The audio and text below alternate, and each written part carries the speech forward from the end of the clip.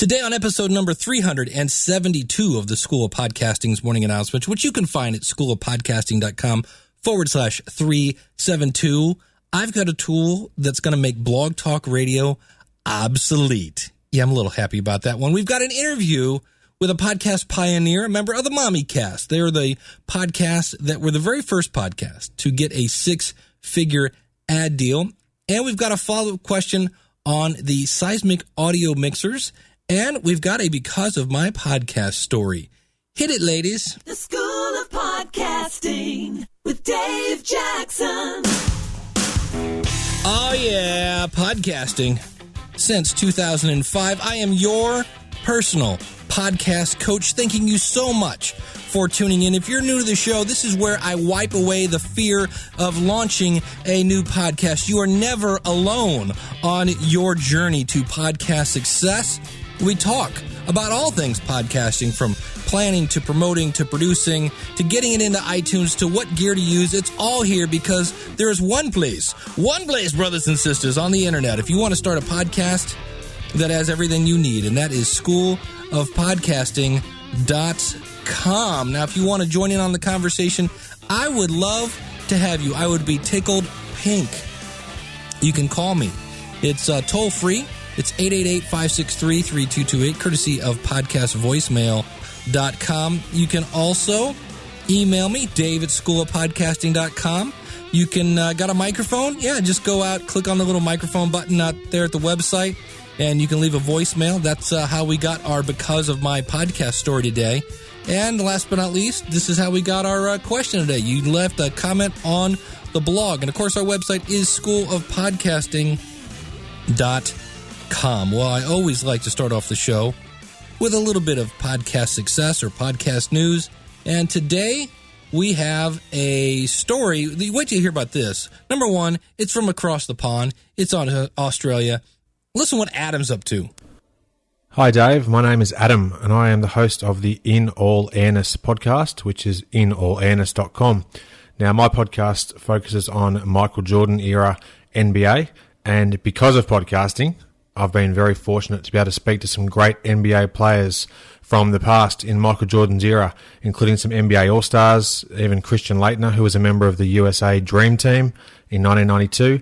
So podcasting has opened up a number of doors for me, and as a huge fan of basketball, I just thought, well, why don't I just start my own podcast? I wasn't hearing exactly what I wanted to hear in terms of podcasts for my area of interest, and I thought, well, let me just try and start it and see what happens. Now I'm up to almost episode 30, having a great time, and even though I'm in Australia, I'm using the power of the internet to be able to connect me to all these different great players and coaches and media personalities from the NBA that has passed, but I consider the golden era. Thanks for all you do for your show. I really enjoy listening each week, and thought I'd better contribute my own Because of Podcasting story. So once again, Dave, great job, and I look forward to many more episodes in the future. Adam, thank you very much. I deeply appreciate that, and I'm with you on that. I remember the good old days of Bird and Magic and Kareem and all those, what was the guy on the Celtics? The big tall guy with black hair. That guy. There's a bunch of people screaming at the McHale, that guy. Yeah, I remember that good old days. I'll definitely be checking that out. And how cool is it that you get to interview your heroes, all right? People that you idolized. I tell you, you are the media when you have a podcast and you present yourself in a professional way. It's very, very cool. Well, I also like to spotlight a member of the School of Podcasting, and you can find Tema at, it is I always get this wrong, frankonlinemarketing.com. And it's, it's a marketing company pioneering internet success. Now, here's the cool thing. They've gone niche. It's all about Canadian companies. Check this out. Welcome to the 39th episode of the Frank Online Marketing Show. I'm Tema Frank, your host. Thank you, IBM, for your continued support of this show. I'm really excited to bring you today's interview with Harley Finkelstein, who is the Chief Platform Officer of Shopify. Shopify is a platform that thousands of businesses are using now to create stores to sell online. Shopify is both a Canadian success story in itself and one that is helping to create other Canadian success stories. And in this interview, I get Harley to talk a little bit about both their journey and the journey of their customers and others who want to sell online. The company started in a serious way in 2006, and it was a major pivot from another business. And I'm not going to give away the fun by telling you what that is, but you'll find out in the interview. It was quite a change in direction brought about by customer demand. There you go. Well, Tema, continued success with your podcast. And you can find her again at frankonlinemarketing.com. All right, next up, I'm actually going to play a clip I recorded last week, and it would have made last week's show just a marathon. So again, here's that thought again. Sometimes it takes discipline because I could have made a 2-hour show, but then I would have had to scramble to find more stuff for this week. And I found a tool. One of the things that, if you're new to the show, I hate Blog Talk Radio. It is well documented that I hate Blog Talk Radio. Their audio is awful. They control your content. But the one thing you cannot argue about Blog Talk Radio is the fact that they have this great system where people can call in and you can manage who's online and you can mute people and things of that nature. They got this great software where you can manage your callers. Well, guess what? I found something that makes that obsolete. Here's what I'm talking about. Check it out. All right, as you know, I have been playing around on Saturday mornings and recently been joined by Jim Cullison of theaverageguy.tv. And we just talk a little podcasting. Sometimes it's stuff that I cover here as well. But sometimes it's just me answering questions, which, again, often I answer over here as well. And but it's live. It gives me a chance to interact with people live, which is kind of fun. And I found this resource. It's Call In Studio. And this is the one thing that, I dare say the words, Blog Talk Radio does well. It offers a system for people to accept phone calls and have people on hold and that whole 9 yards. Well, guess what? This is the Blog Talk Radio Call Killer. And I've played with it just a little bit. Haven't used it in a live setting yet and plan on using it this coming Saturday. Not this coming Saturday. This week's coming Saturday is the 7th. And I believe I'm not podcasting that Saturday. I have a gig with my band that afternoon, and I won't be able to do the show live this Saturday. But it will be definitely, I'll be using it in the future, testing. I'm going to use it for like a month. So my guess would be like the 14th of September, something like that. And here's what it does. You first of all, they give you $10 free credit to use the system.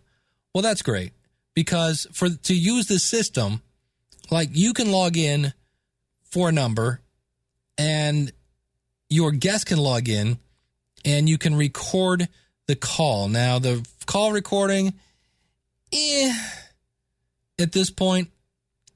So again, every kind of phone service I know of that records the phone call, because again, it sounds like a phone to start with, and then the actual quality is usually kind of But we're not talking about using this as a call recording. We're talking about I want to have people call me live. So here's what it does. You basically you have to buy a phone number for them to call in. Then that gets, you go in and you say, I want to start the show now. And you basically call into the host line. So you're there. So if somebody calls in to your call-in number, they will connect you from phone to phone. Now you're like, but Dave, I'm talking into an Audio-Technica 2100. Well, this is where you need a Skype premium account so you can call computers from your, so you can call, phones from your computer, or you're going to be dialing in your cell phone. So if you do, an hour-long podcast every week, that's 240 minutes of your phone bill that's now dedicated to podcasting, and nobody may be calling in. So that's why I like the Skype version.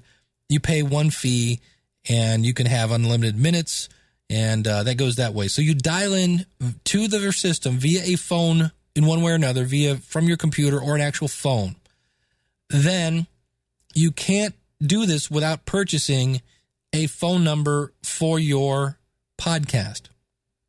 Now, depending on how you do this, I actually was going to take my normal call-in number, my 888-563-3228, and forward that to my new phone number, which then would go into this system. That's one way of doing it. I'm not real crazy.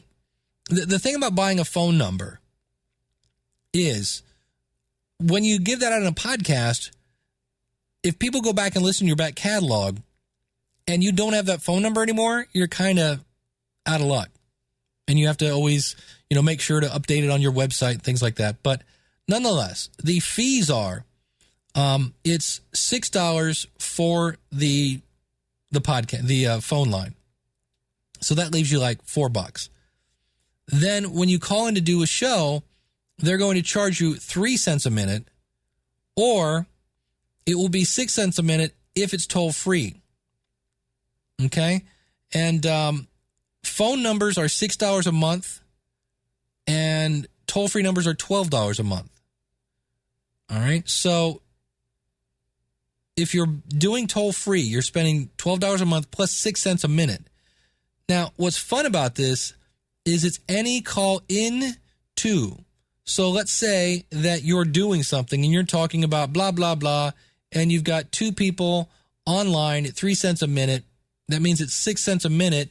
And maybe your opening line is, 15 minutes, and then you're ready to take calls. Well, they've been online waiting for you to come. Well, you just spent, 90 cents, almost $1.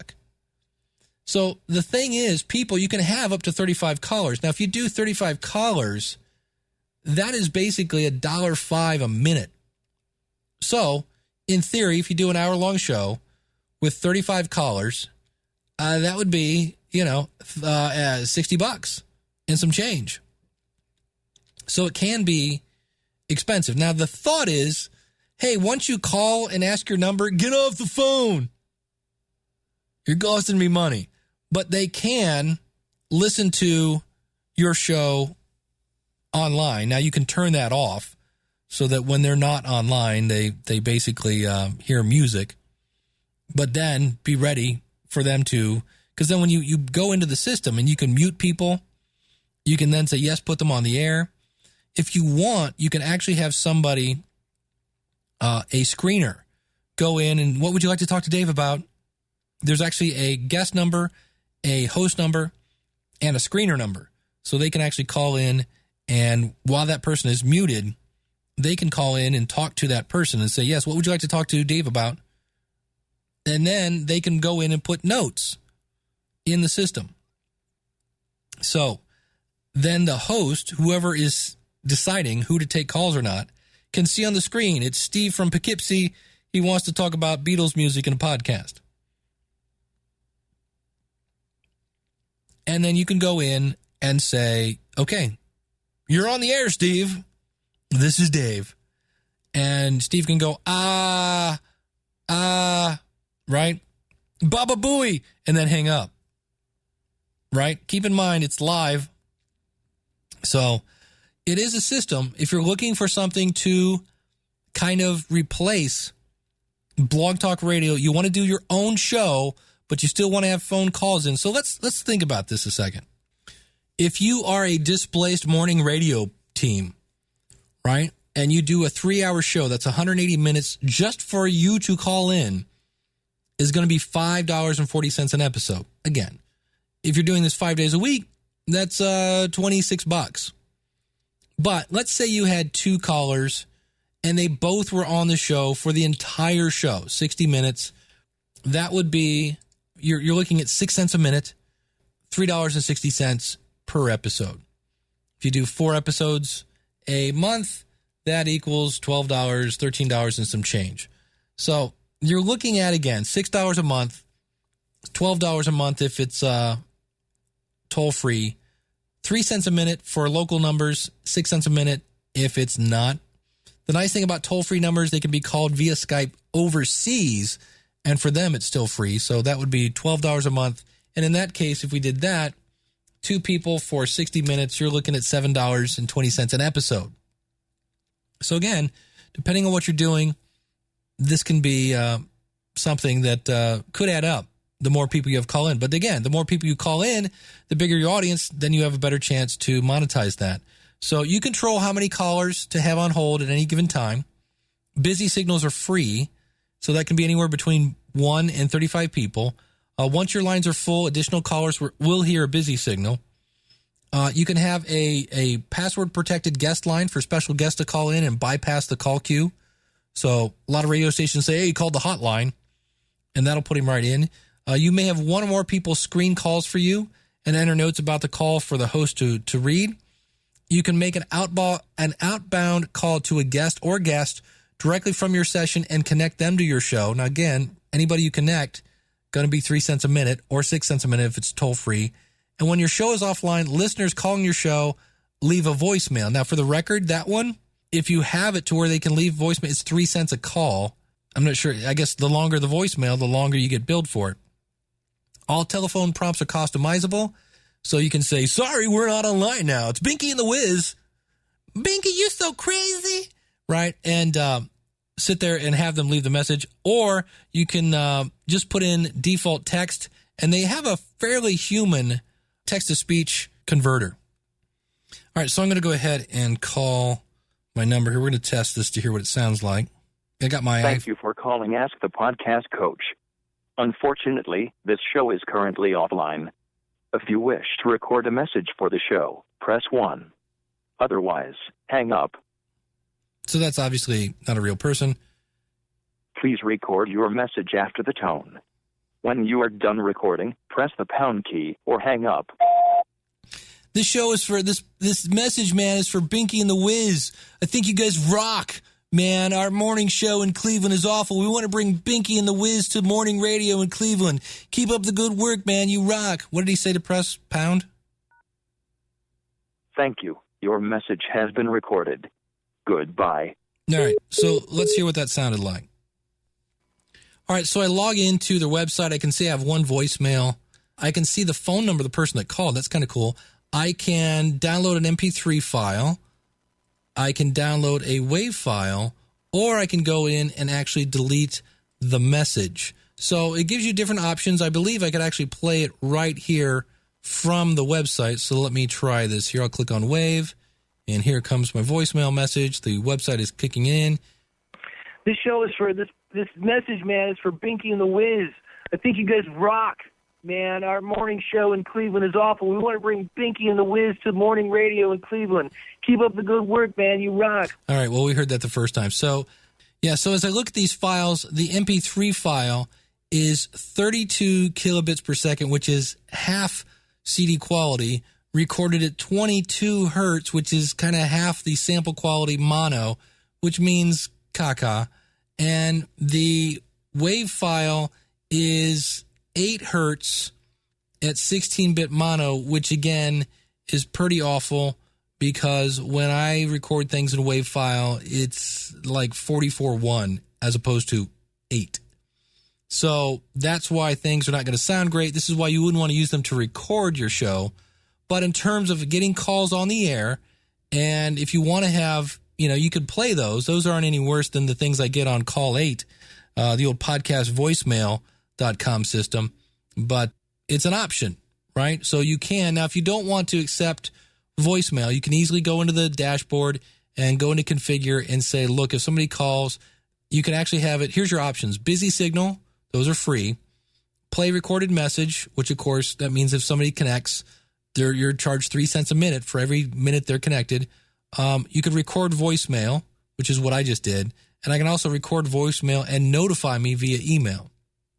So depending on the scenario, you can have it do that. Now, you do have the ability, they give you $10 when you first show up, and that gives you enough to buy a phone line and start playing with the system. And in my case here, as I look at that inbound message just cost me 3 cents. Again, not a big deal. I have $3.49 left on my account, when you go in, if you want to add more money so you can keep using the system, you basically, the smallest amount you can add is $25. They do take PayPal. If you do a deposit of $100, you'll receive an extra $10 credit. Deposits of $250 will receive extra $50 credit. So if this is something you're going to be doing a lot, you may want to look into that. But it will be interesting to see how long, as I put some money into this, I'll probably throw in $25 and give this a shot. We'll see what it does. But if you're looking to do a live call-in, this is a tool you might want to look into. And I'm hoping that somewhere down the line, somebody will see this and go, maybe we can do it and add some competition to it. I would love to have something like this that would somehow tie directly into Skype.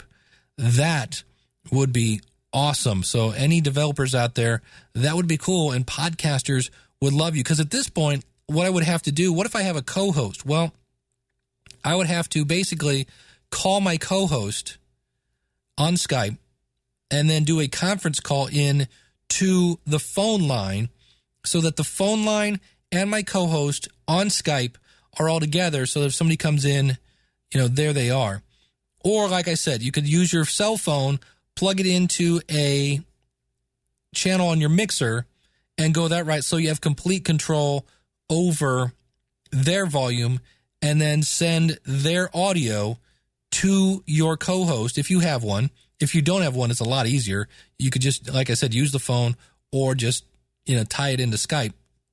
And that would be great. And then you can just bring up that audio whenever you want. There you go. So here again, it's web-based. It looks like it's got everything you need. And if this is something you're really looking to do a live show, that would be my first point. Realize it's harder to podcast live than it is to record it and have the ability to do it over again and get the music just right and have it fade in at a certain level.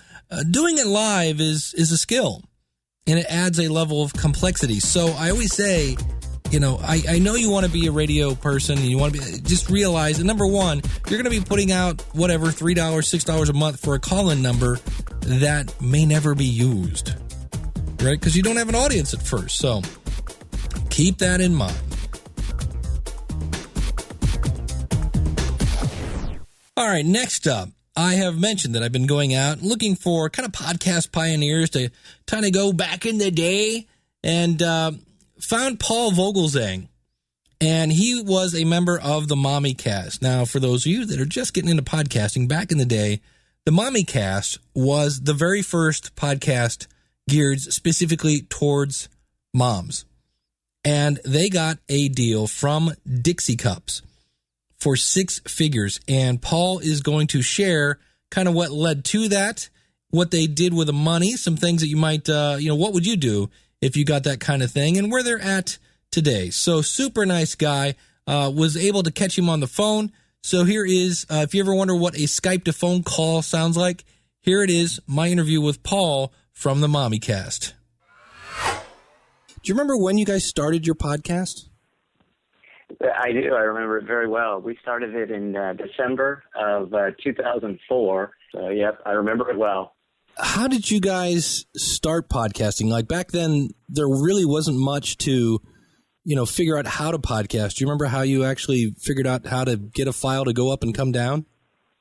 We just started by trial and error. It was, initially nothing more than a couple of Shure microphones plugged into a Mac, and there was no mixer. We were just trying to. I think at that time we were probably using Audacity. I don't think we were using GarageBand at that point. And I think we just did a lot of trial and error. And I remember very clearly too. I was listening to the daily source code from Adam Curry, Curry, and I was trying. And Adam was at that time. Adam was really. He was all about trying to, expand the universe of podcasting. And so there was a lot of teaching that was going on, via his podcast. And we just paid rapt attention and tried different things. And, I think throughout the course of the time that we even did our show, we kept trying different things to see what would work and what wouldn't. How did you determine if something wasn't working? It's an interesting phenomenon, and you know this well. You do hear from people. We very early on we tried to be fairly predictable, I suppose, in our show delivery, so that kind of the show itself could get delivered at about the same time via our website, and then through the feed. Again, those were very early days. But we knew that moms were busy, and we knew that they really preferred something that was, going to be available for them late at night. And through that kind of relationship, because we were kind of meeting some of their needs, they were very much interested in kind of, helping and telling us if the volume was too low, or we hadn't, kind of mixed something properly so that it would, again, we didn't really have a mixer, but if something didn't show up, in the right way, they would let us know. And I think that stayed with us. And I think that really was kind of the hallmark for some of our later, work with sponsors, was that kind of feedback. So we learned, directly from our audience about what was working and what wasn't. Well, you mentioned that eventually, obviously, things led to sponsorships. Do you remember, were there any certain kind of milestones that you hit along the way that, or was, I know the big one, of course, was Dixie. And was there any sponsors before that one, or was that your first one out of the gate? That was the first one out of the gate. And I think the milestone really was, we had, very casually been to see a movie. We the four of us, Paige and her husband, Jeff, and Gretchen and I, who stay close friends, remain close friends even to this day. We were close friends then. We went to see the movie March of the Penguins, and it was just a really wonderful family story. We decided, just to kind of do a review of it. And lo and behold, we somebody paid attention, and we actually we were contacted by the studio. At that time, it was the Warner Independent Pictures who was the distributor of the film, and we did a review of that film, and we loved it. And Warner reached out to us, and it was just one of those lightning strikes. And the vice president of communications at the time, she asked us if we would be interested in talking to Alex, the composer, and we just jumped on it. Warner then asked us if we would be interested in giving away CDs of the music from the soundtrack, and we jumped on that. And again, we were so naive, we handled the fulfillment ourselves. And oh wow! And they gave us T-shirts, and then they gave us stuffed penguins to give away to our audience. And then Warner called back and asked us if we would be interested in interviewing, Morgan Freeman. And of course, he's an Academy Award-winning actor, and right. And we jumped on that, and that podcast was featured on the front page of Variety. Hollywood Reporter did a front page story on it, and you can probably still find a lot of that stuff online. iTunes at the time was just beginning to feature kind of the enhanced version of podcasts with embedded images, and so we took a bunch of, the Warner gave us rights to use a bunch of stills in the podcast, and so we sent that out, and that took off like a rocket. Once you start to get some of that press and that third party corroboration for what you're doing, then it was kind of Katie by the door. Things really just took off, and we did what you've recommended to your listeners, and that is we prepared a media kit, and that media kit then got into the hands of advertising agencies, media buyers, and public relations agencies, and we started, kind of down this path of a very, kind of monetized show, and we all of us look back, and it was March of the Penguins that did it. We to this day have, kind of the original movie posters framed. And for those that weren't around to read the press back then, why don't you review the actual, what's the word, contract? No, what was the ad that they basically, when they came knocking with a really big stick?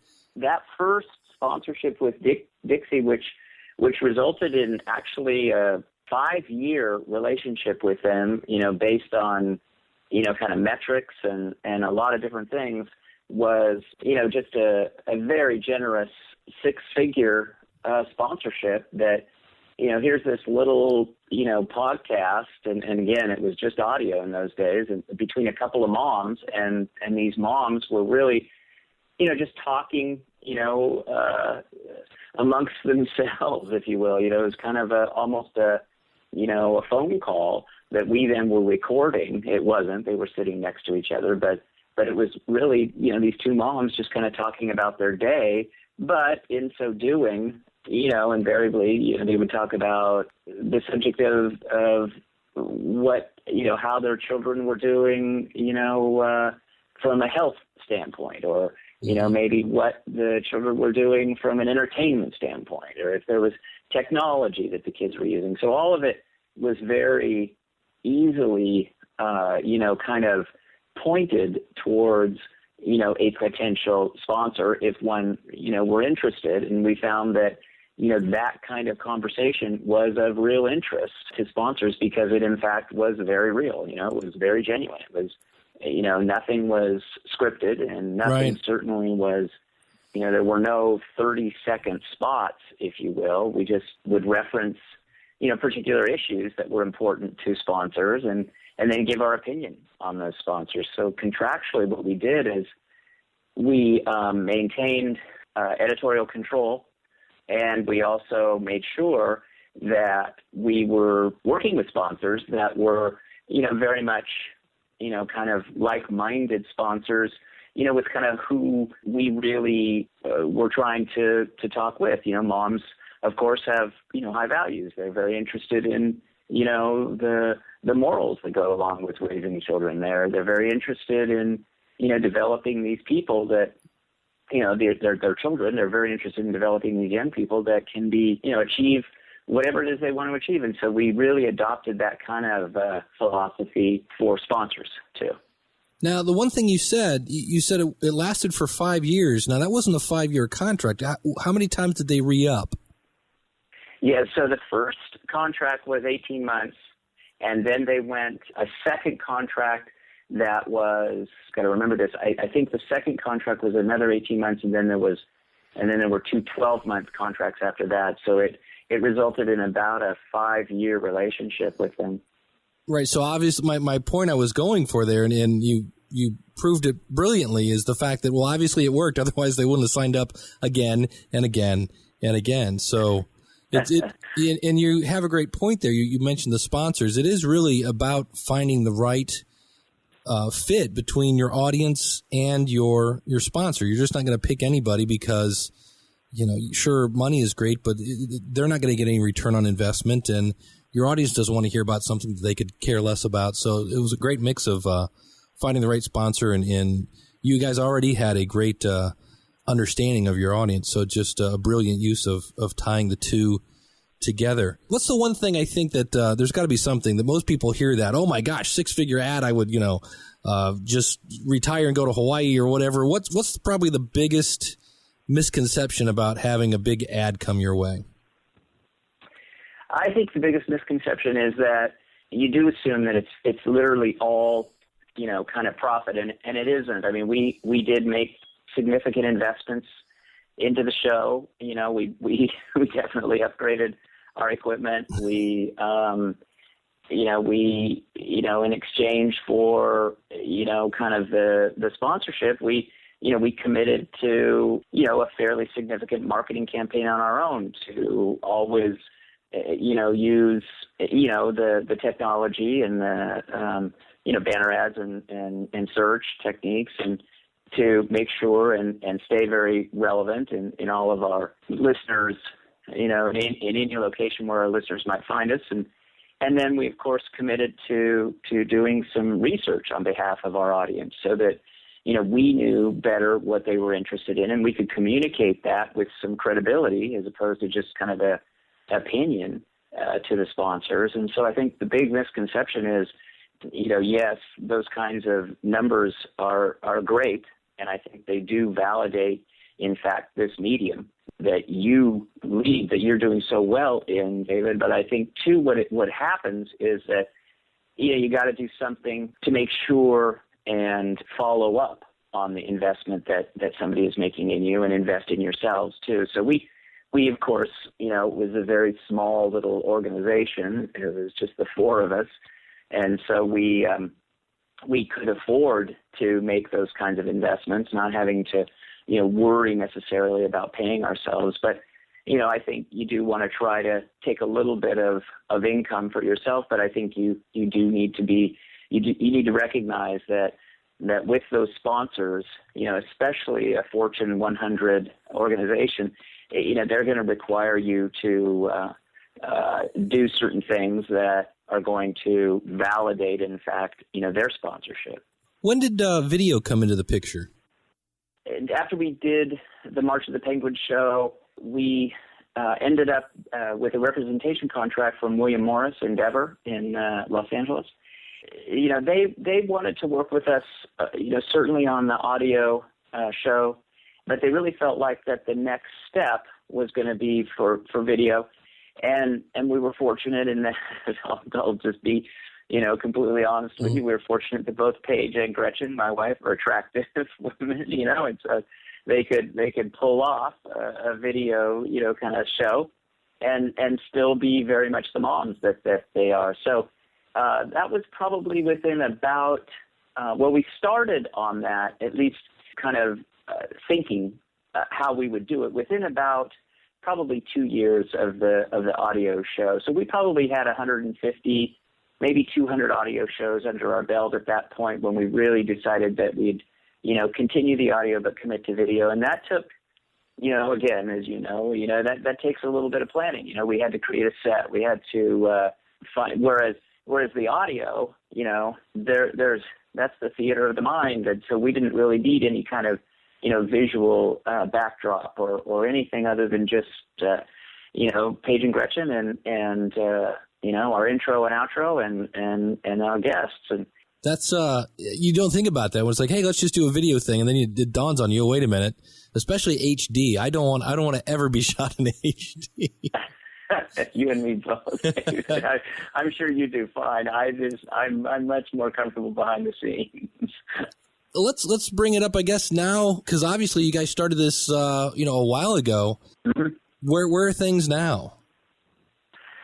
So we really have exited the show. Both Paige and Gretchen have moved on. The show today is really in kind of a hiatus stage.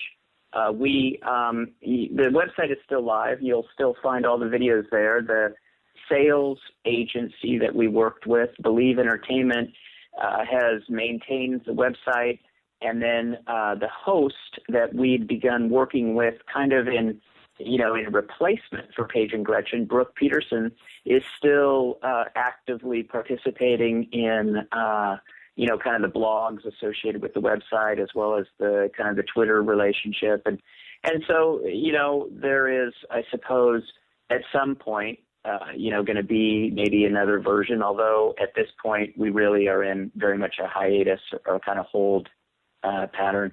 And I think that was, again, just in all candor with you and your audience, as moms, kind of get,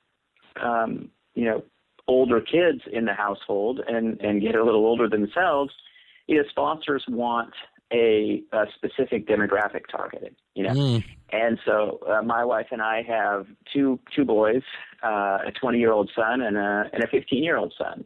And that's not really the ages that sponsors, Dixie isn't interested in Procter & Gamble. They want young kids and young moms in there. Right. And so it's a sad fact, I suppose, of what the video might bring with it. But the truth is that it was time for us to kind of move on, and that's what we've done. And so I think it's a very positive thing that the show did what it did, and all shows, kind of come and go. Yeah, that's true. Well, I always tell people, if MASH, Seinfeld, all the classic. Yeah, there you go. They all eventually come to an end. And then people always say, will you ever quit podcasting? And I'm like, I don't think I'll ever quit podcasting. I'll probably change shows and do a show about whatever my passion is at the moment. But, things do eventually come to an end. Do you listen to podcasts now? I absolutely do. I figured as much. I listen to yours. Thank you. Yeah, absolutely. Of course. I listen to Ray Ortega. I track what you guys are doing because I think you guys are the ones that are leading this, and so I think it's a wonderful medium. It's one I'll never, not be interested in, but when I listen to you guys, I always learn something. And so I like that. I think it is, it's something that, is changing dramatically. You got to think about it in all of these new ways. And I love the fact that you guys are exploring it in ways that are inclusive and expansive. I think your whole role is to try and, kind of keep it going. I listen to Michael Stelzner because I think he's got an interesting kind of take on social media. And I try to pay attention to, some of the other videos that are being done out there. And I think that's where, that's where it really starts to get fascinating is what people are doing with this medium in both of these two, great kind of environments, audio and video. You mentioned that after you got the ad, you had hired, apparently, it sounds like a PR firm. Do you remember before the ad, what you guys were doing to grow your audience, or was it just, do you think? Sure. Yeah, and I'll just clarify, we did hire, it's the sponsors themselves would work directly with an ad agency or a PR agency or a media buying company, and those agencies would approach us. So what we were really doing was, our job. Honestly, I don't mean to sound flip, but we were trying really hard to do the best possible version of our show that we could do so that it would appeal to the biggest possible audience. And in so doing, I think that's what really ultimately brought about the awareness, of the media buying companies, of the PR agencies. And so as they started, contacting us, we developed a press kit and we developed a series of, all these things, but we developed a series of, kind of PowerPoint presentations so that, so that they could, these media companies could download and find out, about us and our agent at the time, William Morris, they would supply these documents to sponsors too. So it was really, kind of our just, talking about us, our, kind of talking to our audience. And then I think others paying attention to kind of what was going on in the space and realizing that there was this very genuine, kind of program geared specifically to an audience that a lot of sponsors and advertisers were very interested in.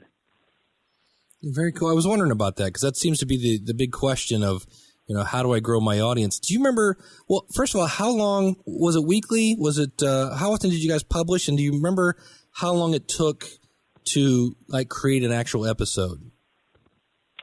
Yeah, great question. So we would do one video show during the video time that we were working. We would do one video show a week, and we would do one audio show. Oftentimes, the audio show would be a more expanded version of the video, and then we would tease the audio show from the video. So if you wanted to learn more about this particular subject, check out our audio show where we would, probably go into the typical video show was, kind of south of 5 minutes. The typical audio show was 25 to 30 minutes. And so we would just provide a little bit more details. So the video we would, in terms of production, we would literally gang those we would go into the studio and we would work for a day and we'd knock out, kind of 6 segments and then roll those out, as we needed to on a weekly basis. And then we'd be back in the studio. We always would go into this, if we had a a very pressing issue, we would go back into the studio, or we would do a very immediate, kind of audio interview. And so the audio shows, we would just do those one at a time, and they would take us about probably 45 minutes to an hour to set it up, and then do the actual recording, and then another 30 to 45 minutes or hour perhaps to do kind of the edit of the ums and the ahs, probably a lot of what you're going to do with me, to get all of the bad stuff out of it. And so that would take probably another hour or so. And then the posting and the sharing, another couple of hours. So, it was a full-time job for me. I was doing it full-time for that period of time. I was working, full-time on behalf of Mommycast and Mommycast Latina. And so it was, it was great work. It was exciting. It was a lot of fun, but it was work. You have, you're busy, you're correcting things. You're making sure that the show notes are, properly transcribed. You're making sure that, keywords are embedded properly. You're making sure to, get people to share it and talk about it and comment. So all of that stuff, it happened very organically, but, there was a lot of stuff behind the scenes that, you did to make it happen. Well, anything looking back that you could say, well, if I did that again, I wouldn't have done that? What we found was that busy moms weren't really using Twitter as an example, just as an example. If we had understood Twitter better, we probably could have engaged our moms better. And looking back on that, we actually had some sponsors come to us and say, hey, why are your Twitter numbers so low? And what is it that, we can do as a sponsor to help you grow those numbers? And as you know, it's hard to artificially grow, some of that stuff, right, and have it really be real. And so I think looking back on it, I think if we had paid more attention to how Twitter really is appropriately used for its audience, that short form, very abbreviated, kind of immediate, connection, I think we would have done a better job with it. Well, you guys are part of podcasting history. I mean, you guys were the first people to get the, the first big sponsorship. You're an asterisk there somewhere in Wikipedia, I would think. You're an asterisk, absolutely. That's a good one, yeah. Yeah, it's one of those things, like we said, you're kind of learning as you go along. All right. Well, Paul, thank you so much again, man. This will be the official end. Okay. Good. Well, thank you again. So nice to talk to you, and what a pleasure. And again, congrats for everything that you've got going on. And there you go. So at this point on hiatus, it's interesting. I wonder when I listened to that interview, if they had just been audio, would they still be going? Because now on one hand, obviously they're not talking about skin knees and things like that. But I wonder how much, because if you think about every newscaster, when they get the new hot blonde on the news, 20 years from now, she's going to be retiring, even though she can still read perfectly fine from a teleprompter. It's an interesting thought on that, but a really great guy, really awesome that he took the time to come on and share with me. He'll also be on the Marketing Musician podcast talking about copyright issues, and that's kind of geared a little more towards musicians, but super duper nice guy.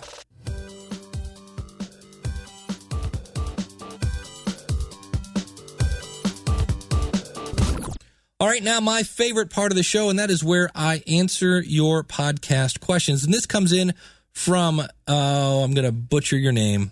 I really am. Jeffrey Allen Plausch. I'm going to go with Plausch. That's probably not even close.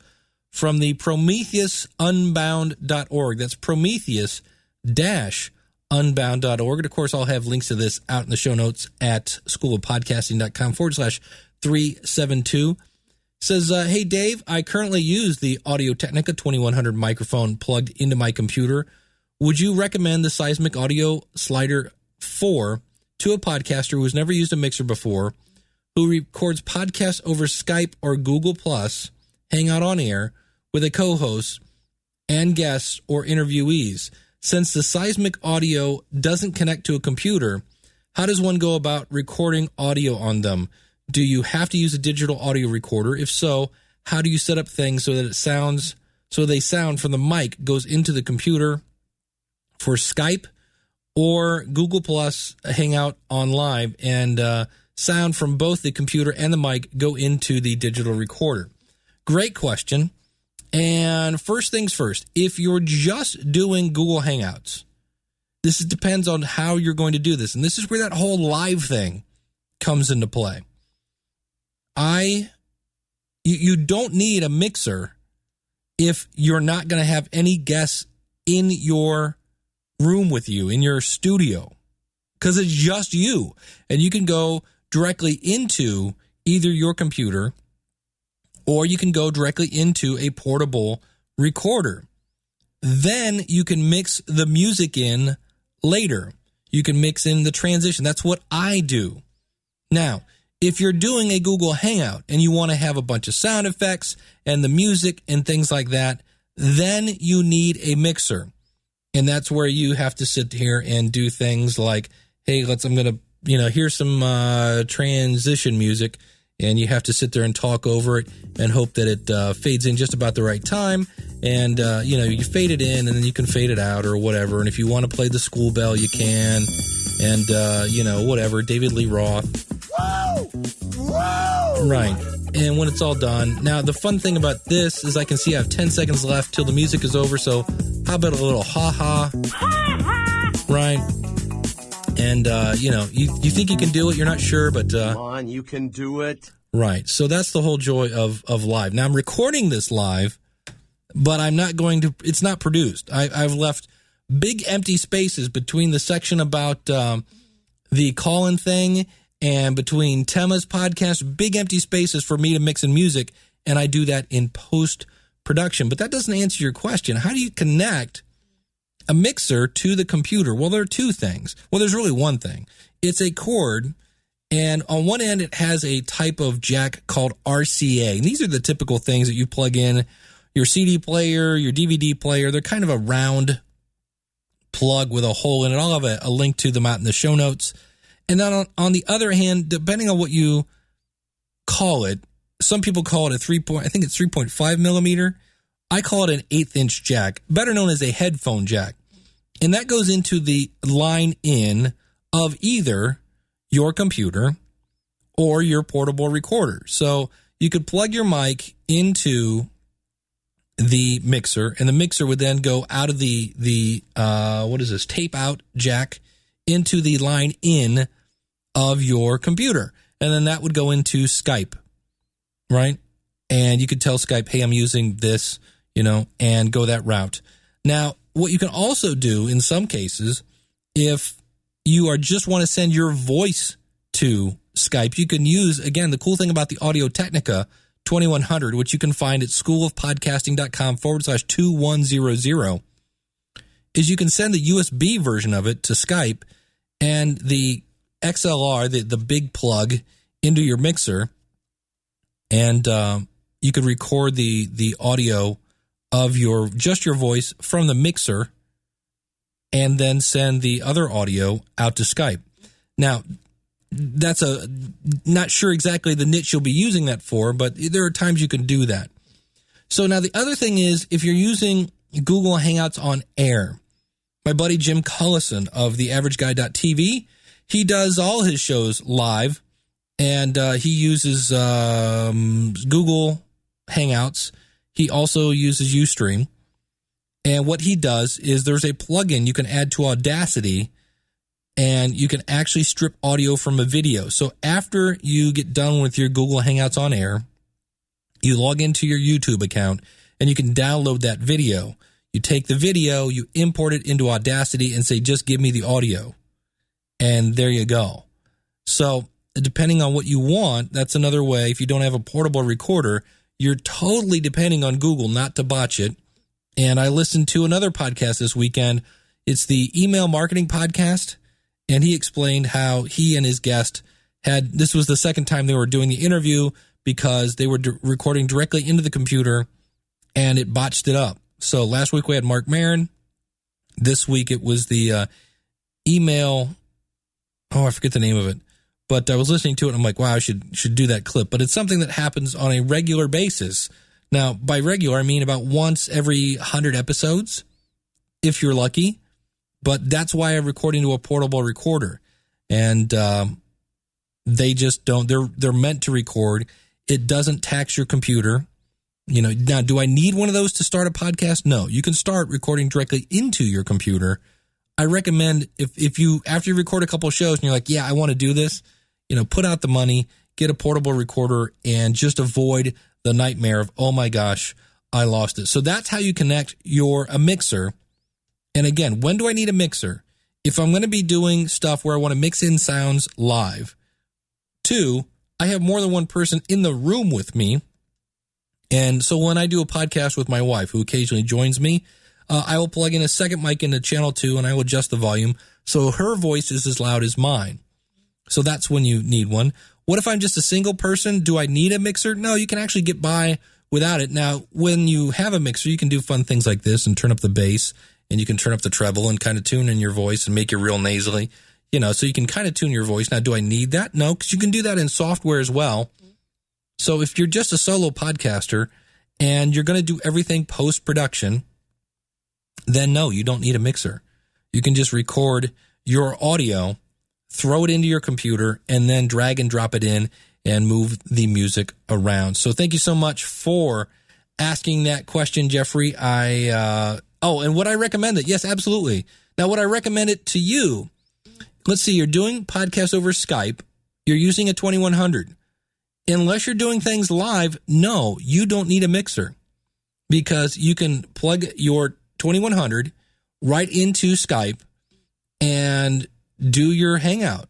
You can actually call people. Now, where I would use a portable recorder is because you can record right there on your computer. What I do when I'm recording Skype calls, number one, I do use software for that. I use a thing called Power Grammo, but I take again, whatever you want to call it, 3.5 millimeter or 1/8-inch jack on one end, and on the other end, it has an 1/8-inch jack. So it looks like it has 2 headphone jacks on each end of the cord. And I plug one into the headphone out of the 2100 microphone, which has a headphone jack, and I plug that into the line in of my recorder. And then you're like, but Dave, you put the cord in the headphone jack. How do you hear it?